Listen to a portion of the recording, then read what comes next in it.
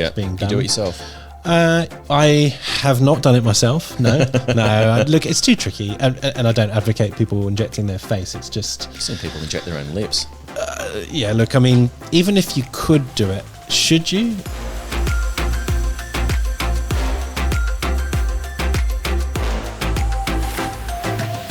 So, tell us about your toxin experience. And first of all, when did you do it and why did you do it? Well, as sort of started to say before, I was at Cosmos and, they needed some training models and I was there and I used to get my masseters treated.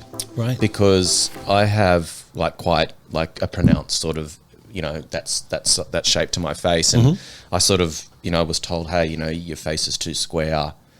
Which is weird. Yeah, well, I just think it was before we really understood, what the ideal male aesthetic was. Yeah. So I had my masseters done for years. But so you didn't have your upper face done originally? So everything. So I think the first thing I had done was crow's feet and frown. Didn't have too many forehead lines back then, so it was just crow's feet and frown, sorry. Yeah. What was the first experience like? It was weird. I didn't really know what to expect, to be honest with you. I think anyone that has toxin for the first time, you're sort of really not sure what to expect. Yeah. Fairly straightforward. I don't remember being too traumatized by it at all. I was just sort of, I think what surprised me the most was just when it actually started to work. Yeah. It kicks in for me fairly quickly. So within a couple of days, I was like, I can't do that movement anymore. It was a weird sensation. I think for the first time it was weird. But I just sort of did all areas lowish dose. Mm-hmm. And I've never really looked back. I've always maintained kind of a subtle look. Yeah. I've always had a bit of movement. Yeah. And actually now I would say, to be honest, I don't know if it's my receding forehead and hairline or I'm actually feeling a bit heavier. Yeah. But I just feel like my forehead tolerates less of a heavy dose. What happens if you do? I just feel like I look heavy. Right. No one's said, what's going on with your eyes or you look tired or anything, but I feel it. Yeah.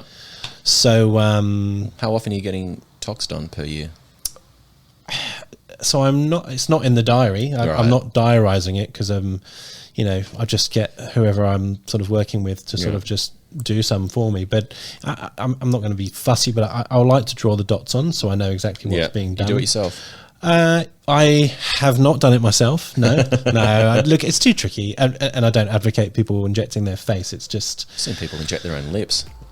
Yeah. Look, I mean, even if you could do it, should you? Thanks so much for watching the podcast clip. You can listen to the whole audio episode of the podcast on your favorite podcast app, on Apple Podcasts or Spotify. And please also leave us a review on the podcast app. If you like what we do, please smash the like button, consider subscribing to the channel, and don't forget to hit the bell icon so that you get notified when we release new content.